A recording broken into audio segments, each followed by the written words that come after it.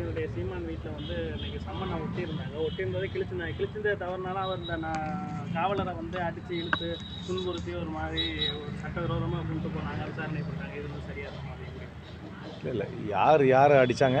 இல்லை, நாம் தமிழர் கட்சி சீமான் வீட்டில் வந்து சம்மன் ஒட்டியிருந்தாங்க. அவர் வந்து இந்த விஜயலட்சுமி வழக்குக்காக வந்து சம்மன் ஒட்டியிருந்தாங்க. அந்த சம்மனை வந்து கிழிச்சிட்டாங்க. அந்த காவலர் வந்து விஜயலட்சுமி, அதாவது சீமானுடைய மனைவி வந்து சொன்னதன் அடிப்படையில் வந்து அவர் கிழிச்சிட்டாரு. கிழிச்சதுக்கப்புறம் அதை என்ன செய்கிறாங்கன்னா, அவங்க வந்து காவல்துறையினர் வந்து அவங்களை அடித்து இழுத்துட்டு போகிறாங்க. அதாவது ஒரு சட்டவிரோதமாக அவர் வந்து வற்புறுத்தி கட்டாயப்படுத்தி இழுத்துட்டு போகிற மாதிரி இழுத்துட்டு யாரை? சீமானை? காவலர், கிழிச்ச காவலர். சமன் வந்தால் அதுக்கு சமனுக்கு பதில் கொடுக்க வேண்டியது ஒருத்தருடைய பொறுப்பு. சட்ட ரீதியாக அதை அணுக வேண்டும்.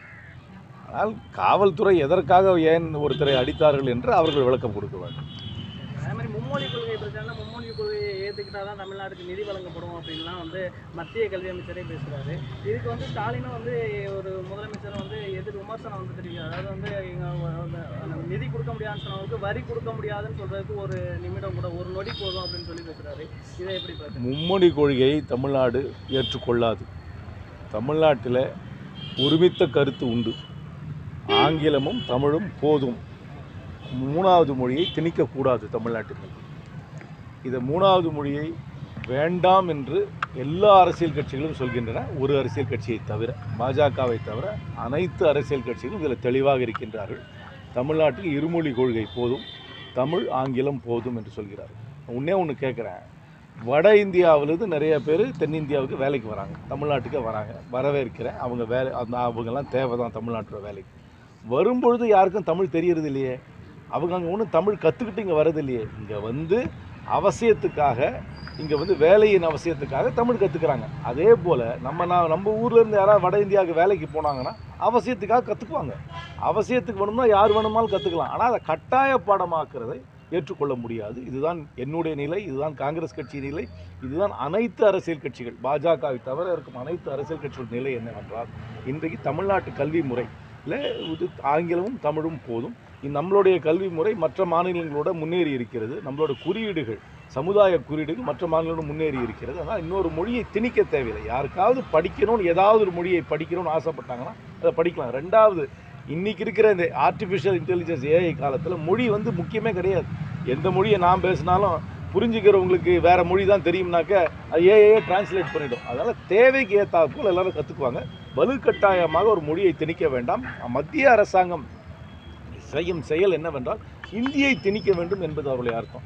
இந்தியை திணித்ததால் தான் வட இந்தியாவிலே பல மொழிகள் அழிந்து விட்டன. நீங்கள் பார்த்தீங்கன்னா அங்கே வந்து போஜ்புரி அந்த மாதிரி மொழியெல்லாம் நிறைய மொழி இருந்ததெல்லாம் அழிஞ்சு போச்சு. அதெல்லாம் இப்போ பழக்கத்தில் இல்லாமல் போயிடுச்சு. அதனால் அதே மாதிரி நம்முடைய கலாச்சாரத்தின் மீது ஒரு தாக்குதலாக தான் நான் பார்க்கிறேன். இந்தியை கட்டாய பாடமாக ஏற்றுக்கொள்ளவே முடியாது. தமிழ்நாட்டுக்கு இருமொழி கொள்கை போதும். நான் இருமொழி கொள்கை கல்வி பள்ளிக்கூடத்தில் தான் நான் படித்தேன். இருமொழி கொள்கை பள்ளிக்கூடத்தில் என் மகளும் படித்தது. 2 பேரும் நல்லா தான் இருக்கும் சார். அதே மாதிரி இந்த ஹிந்தி படித்தாக்க வட மாநிலங்களில் போய் வேலை பார்க்கலாம் அப்படிங்கிற மாதிரி ஒரு பேச்சு நான் தெளிவாக சொல்லியிருக்கேன். வட மாநிலத்திலிருந்து நம்ம ஊருக்கு நிறைய பேர் வராங்க. இன்றைக்கி பொன்னமராவியில் கூட வட மாநிலத்துக்காரங்க நிறைய பேர் வேலை செய்கிறாங்க. அவங்கள வரவேற்கிற வேலை செய்யட்டும், நல்லா இருக்கட்டும். ஆனால் வரும்பொழுது யாருக்கும் தமிழ் தெரியறது இல்லையே. இங்கே வந்து அவசியத்துக்காக தானே கற்றுக்குறாங்க. அதே போல் நம்ம ஊர்லேருந்து வட மாநிலத்துக்கு யாராவது தொழில் ரீதியாக போக வேண்டும் என்று விரும்பினார்கள் என்றால் அவசியத்துக்காக அவர்கள் கற்றுக்கொள்வார்கள்.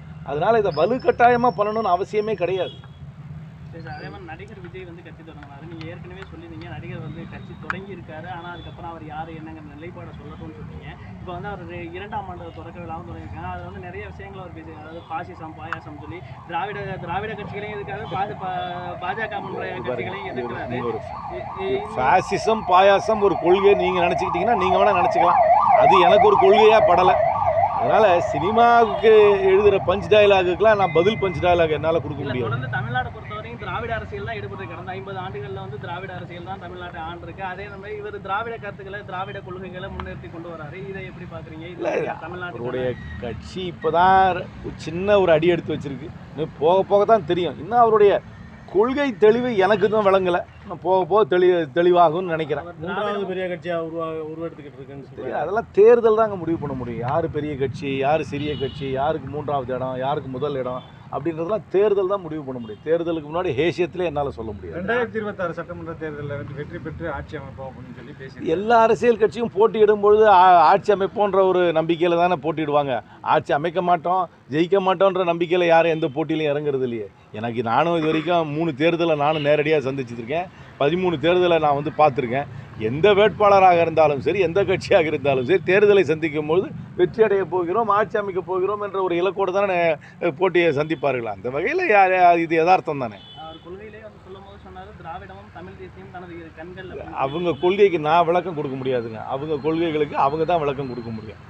ஏதோ பேசுகிறாங்க, அப்பப்போ தொலைக்காட்சியில் ஒரு லைன் நான் பார்க்குறனாலே எனக்கு ஒன்றும் ஒரு பெரிய தெளிவினம் வரல. அவர்களுடைய கொள்கையை அவர்கள் தான் பிரகடனம் செய்ய வேண்டும். அதை மக்கள் ஏற்றுக்கொள்கிறார்களா இல்லையா என்று காலம்தான் நிர்ணயம் செய்யும். அமித்ஷா கோவைக்கு வந்ததை எப்படி பார்க்குறீங்க? நல்லா வரலாமே. இந்தியாவோட உள்துறை அமைச்சர் எல்லா ஊருக்கும் வரலாம். சொந்த இந்தியாவில் இந்தியாவுடைய பிரஜை எந்த பகுதிக்கு வேணால் செல்லலாம், நல்லா வரலாம். அடிக்கடி வரட்டும் தமிழ்நாடு. ஃபங்க்ஷனில் கலந்துக்கிறது தப்பே கிடையாது. நான் கூட நேற்று சிவராத்திரி ஃபங்க்ஷனில் கலந்துக்கிட்டேன். திருமயத்தில் இருக்கிற கோட்டையூரில் அகத்தீஸ்வரர் கோயில் சிவராத்திரி ஃபங்க்ஷனில் நானும் கலந்துக்கிட்டேன். ஆனால் என்ன லைவாக காமிக்கல, அவ்வளோதான், வேற ஒன்றும் இல்லை. நான் நாட்டியமும் ஆடலை. அப்படியே